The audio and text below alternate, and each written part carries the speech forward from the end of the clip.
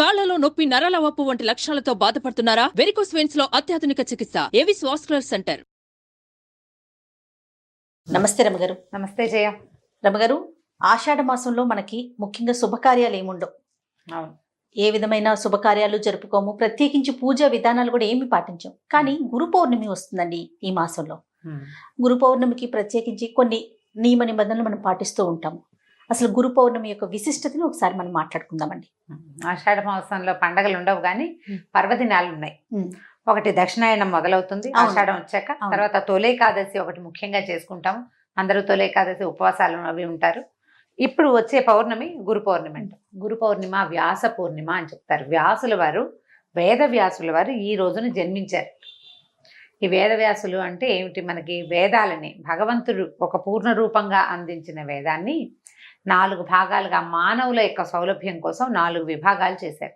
ఆ విభాగాలు చేసిన వేదవ్యాసుల వారి జన్మదినము, ఆయన విభాగం చేసిన రోజు కూడా ఇదేనండి. దాంతోపాటుగా ఆయన భాగవతము, భారతము, అష్టాదశ పురాణాలు అన్నీ రచించి మానవాళికి అందించారు.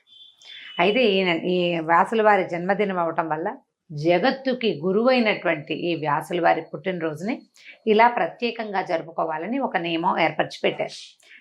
అంటే జగత్తుకి గురువు వ్యాసుల వారు అవటం ఒక సంగతి అయితే, ఈ రోజున గురువుకి నమస్కరించటము. గురువు అంటే మనని, వ్యక్తిని, మానవుణ్ణి భగవంతుని వైపు ప్రయాణం చేయించేవాడు గురువు. అజ్ఞానాంధకారం నుంచి వెలుతురు చూపించేవాడు. గురు అంటే అదే చీకటిలోంచి వెలుగులోకి తీసుకెళ్లేవాడు అని. అక్షరజ్ఞానం లేని వాడికి అక్షరబోధ చేసినవాడు, ఆత్మజ్ఞానం లేని వాడికి అది ఇచ్చినవాడు, ఆధ్యాత్మికమైన ఆలోచన లేని వాడిని ఆధ్యాత్మికమైన పయనాన్ని చేయించిన వాళ్ళు గురువులు. అలాంటి గురువుని స్మరించి, నమస్కరించి, పూజించడం కోసం ఈ రోజుని ఒక పర్వదినంగా మనం జరుపుకుంటాం. మనకి ప్రతివాడికి గురువు అవసరమే. ఖచ్చితంగా అండి. ఏది నేర్చుకోవాలన్నా మనిషి పుట్టగానే ఏం నేర్చుకుంటాడు? వాడంతటి వాడికి వచ్చేది వేల్చీకటం ఒకటి వస్తుంది అంతే. ఎక్కడున్నా సరే ప్రకృతి చాలా చోట్ల గురువుగా ప్రవర్తిస్తుంది. అమ్మ నాన్న కొంతవరకు మనకి గురువులుగా ఉంటారు. తల్లి ప్రథమ గురువు, తండ్రి కొంత మటుకు గురువుగా వస్తారు. ఆ తర్వాత ప్రపంచాన్ని మనకి పరిచయం చేసేవాడు గురువే. ఈ గురువుని బ్రహ్మ విష్ణు మహేశ్వర స్వరూపంగా, త్రిమూర్తులుగా ప్రతీకగా గురువుని పూజించడం భారతీయుల యొక్క సాంప్రదాయం. గురువుని గౌరవించాలి. తాకకూడని, కాలు తగలకూడని విషయాలలో గురువు ప్రధానమైన వాడని చెప్పారు చాణక్యుల వారు. కొన్నిటికి కాలు తగలకూడదు. గురువుకి గనక మన కాలు తగిలితే జన్మ జన్మాలకి మనం నరకంలో పడిపోతామని చెప్తారు.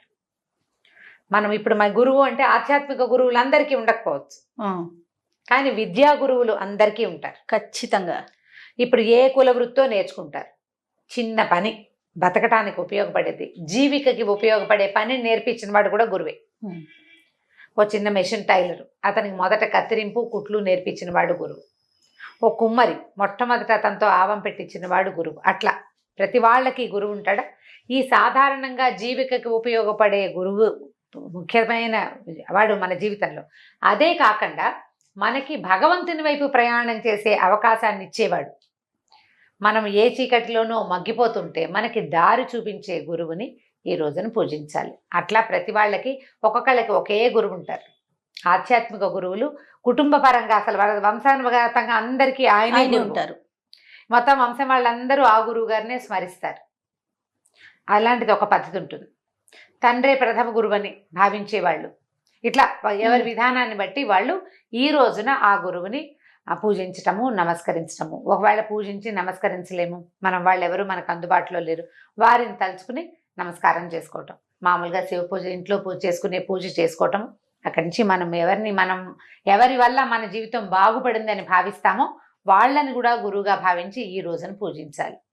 పూజ చేయటం అంటే కూర్చోబెట్టి కాళ్ళు కడిగి, కాళ్ళకి నీళ్ళు ఇచ్చి, మంచినీళ్ళు ఇచ్చి, అర్ఘ్యం, పాద్యం, ఆచమనం, షోడశోపచారాలు చేయకపోయినా కూడా వాళ్ళని గౌరవించడం, జ్ఞాపకం చేసుకోవటం, వారి పేరుతోటి ఎవరికైనా ఏదైనా ఇవ్వటం.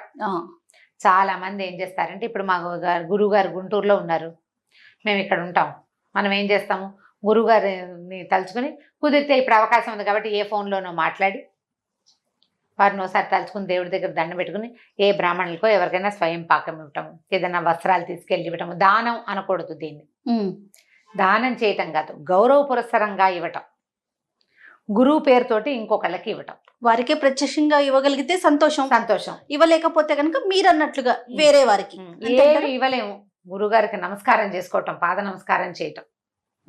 గురువుకి పాదాలంటి దండం పెట్టడం కంటే అమోఘమైనది ఇంకొకటి లేదు. ఎందుకంటే మనకి ఆ మాతా పితరుల లైన్లో మాతృదేవోభవ పితృదేవోభవ ఆచార్య దేవోభవ 3వ మహావాక్యం మనది. అవునండి. అమ్మా నాన్నల తర్వాత మనిషి తప్పనిసరిగా గుర్తుపెట్టుకోవాల్సిన వాళ్ళు, గౌరవించదగిన వాళ్ళు గురువే. అది ఏ దశలో ఎవరెవరు గురువులుగా ఉంటారో వారందరినీ జ్ఞాపకం చేసుకోవాలి, అందరినీ గౌరవించాలి. మనకి ఒక విషయం నేర్పించిన వాళ్ళని ఏదైనా తేడా పాడా వచ్చినా వారిని తుస్కరించి మాట్లాడకూడదు. నేర్పించారు కానీ వాళ్ళు సరైన వాళ్ళు కాదు లాంటివి మాట్లాడకూడదు. గురు నింద అస్సలు చేయకూడదు. రౌరవాది నరకాల్లో పడతారు గురు నింద చేసిన వాళ్ళు. మాతృనింద పితృనింద చేసిన వాడికి ఎలాంటి పాపమో గురునింద చేసిన వాడికి కూడా అలాంటిదే పాపం. చదువుకున్న విద్య అక్కడికి రాదు. ఎవరి దగ్గరైనా అబద్ధం చెప్పచ్చు కానీ గురువు గారి దగ్గర అబద్ధం చెప్పకూడదు. అబద్ధం చెప్పకూడదు. గురువు యొక్క విద్యని తస్కరించకూడదు. చాలా జాగ్రత్తగా ఉండాలి గురువుతోటి. నువ్వు అలా ఉంటే ఇవాళ నీకు మామూలుగా భోజనానికి సరిపడా విద్య వచ్చింది ఈ జన్మలో. మరుసటి జన్మలో అయినా ఆధ్యాత్మిక విద్య, భగవంతుడి చేరే మార్గాన్ని చూపించే గురువు దొరుకుతాడు మనకి. ఆ అవకాశం లభిస్తుంది. మనం ఇప్పుడున్న మనకి ఉన్న ప్రస్తుతపు గురువు మీద మనం ఎంత గౌరవాభిమానాలు చూపిస్తామో, నువ్వేం గౌరవించలేవు, దండం పెట్టలేవు, వారికి ఏమి ఇవ్వలేవు, ఏం పర్వాలా, అగౌరవపరచబోక. నీ గురువునే కాదు ఏ గురువుని అగౌరవపరచద్దు. టీచర్లని చిన్న చూపుగా మాట్లాడకూడదు. వీటి పిల్లల టీచర్లని కూడా అగౌరవంగా మాట్లాడకూడదు. మనం మాట్లాడితే పిల్లలు కూడా అదే నేర్చుకుంటారు. అది చేయకూడదు. అది చేయకపోతే మనం భగవంతుని చేరే మార్గానికి అవసరమైనటువంటి ఆత్మవిద్య, అధ్యాత్మ విద్య మనకి లభిస్తుంది ఒక గురుముఖతః. అది జాగ్రత్త పడాలి. టీచర్లను తుస్కరించి మాట్లాడుకుంటూ కుదురుండదు. అంతే, వాళ్ళతోటి మనం మాట్లాడుకుని జాగ్రత్తగా మాట్లాడాలి. అమ్మా నాన్నలతో పాటు గురువుని గౌరవించాలి. ఆ గౌరవానికి తగిన రోజు ఈ గురు పూర్ణిమ. ఈ గురు పౌర్ణమి నాడు మామూలుగా మనం లలితా సహస్రం చేసుకోండి అలా చెప్పుకుంటాం. అవునండి. సాయంకాలం వేళ అమ్మవారిని భావించి చంద్రబింబంలో నమస్కారం చేసుకోవటం, ఏదైనా లలితా సహస్రం చేయటం, పాయసం లాంటివి నివేదన చేయటం, ఇవన్నీ విధానాలు మనం రెగ్యులర్గా ఎప్పుడు చేసుకునే ప్రతి పౌర్ణమికి చేస్తాం. ఈ గురు పూజ రోజున మాత్రం జ్ఞాపకం పెట్టుకొని మన గురువుగారిని ఎవరినైనా స్మరించుకోవటం, జ్ఞాపకం చేసుకోవటం, బుద్ధిలో వాళ్ళు చెప్పిన మంచి మార్గాన్ని పెట్టుకోవటం, ఒకసారి మళ్ళీ తలుచుకుని దానికి ఇంకోసారి పద్దుము దులిపి పదును చేసుకుని బుద్ధిని సక్రమమైన మార్గంలో నడిపించడం. ఈ నెలలో వచ్చే పండగ చక్కటి గొప్ప పర్వదినంలో ఇది 2 ఉన్నాయి. రెండిట్లలో ఇది ముఖ్యమైనది. దీని తర్వాత ఏంది, 15 రోజులు గడిచేసరికల్లా శ్రావణ మాసం అన్ని పండగలు, పర్వదినాలు, బోల్డని పూజలు హడావిడిగా గడిచిపోతుంది కదా.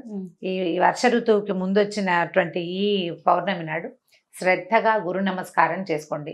దక్షిణామూర్తి స్తోత్రం కానీ హయగ్రీవ స్తోత్రం కానీ ఈ రోజున చదువుకుంటే పిల్లలకి విద్యాభివృద్ధి జరుగుతుంది. విద్యార్థులు ఎవరైతే ఉంటారో వాళ్ళకి ఒక్క శ్లోకానైనా చెప్పి నేర్పించి చదివించు. గురు బ్రహ్మ గురు విష్ణువు అందరికీ చెప్పుకుంటాం ఆ శ్లోకం. దాంతోపాటు దక్షిణామూర్తి స్తోత్రం కానీ హయగ్రీవ స్తోత్రం కానీ చాలా అద్భుతంగా ఫలితాన్ని ఇస్తాయి. ఈ రోజున చాలా మంచిది అవి చదువుకుంటే. మనము చదువుకోవచ్చు, పిల్లలతో కూడా చదువుకోవచ్చు. కానీ మన సాంప్రదాయాలు ఎంత గొప్పవి రమ్మగారు. తల్లి తండ్రితో పాటు గురువుని కూడా గౌరవించటానికి ప్రత్యేకించి ఒక రోజుని పెట్టి ఖచ్చితంగా గురువుని స్మరించుకోండి అని మనందరికీ అలవాటు చేసే ప్రయత్నం చేశారు చూసారా. అంటే మనం ఏది చెయ్యాలో అది మనకి పర్వదినాల్లోనే నిర్ధారింపబడి పెట్టారు. తప్పకుండా ఇవాళ గురు పూజా మహోత్సవం చేయాలి అంతే, చేసి తీరుతారు కదా. సగం మంది చేస్తారు కనీసము, మిగిలిన సగం వాళ్ళు తెలుసుకుంటారు. ఈ ఏడాది కాబట్టి వచ్చే ఏడాది చేస్తారు. ఎప్పుడో ఒకటికి బుద్ధికి ప్రచోదనం కలుగుతుంది. అంతే, పూజ చేసినా చేయకపోయినా రమ్మగారు గౌరవించాలనే భావన అయితే కలుగుతుంది కదా. గౌరవమే ప్రధానమైంది. పూజ చేయటం వేరే సంగతి అయితే గౌరవించడం చాలా ప్రధానమైన విధి. అగౌరవపరచకూడదు అనే ఒక ఇంగితాన్ని మనం కలిగి ఉండాలనే ఇట్లా మనకి పర్వదినాలే అట్లా ఏర్పరిచి పెట్టారు. అవునండి. ఓకే రమ్మగారు, థ్యాంక్ యూ అండి. నమస్తే. నమస్తే. సుమన్ టీవీలో మీ పర్సనల్ అండ్ బిజినెస్ ప్రమోషన్స్ కోసం కింది నెంబర్కి కాంటాక్ట్ చేయండి.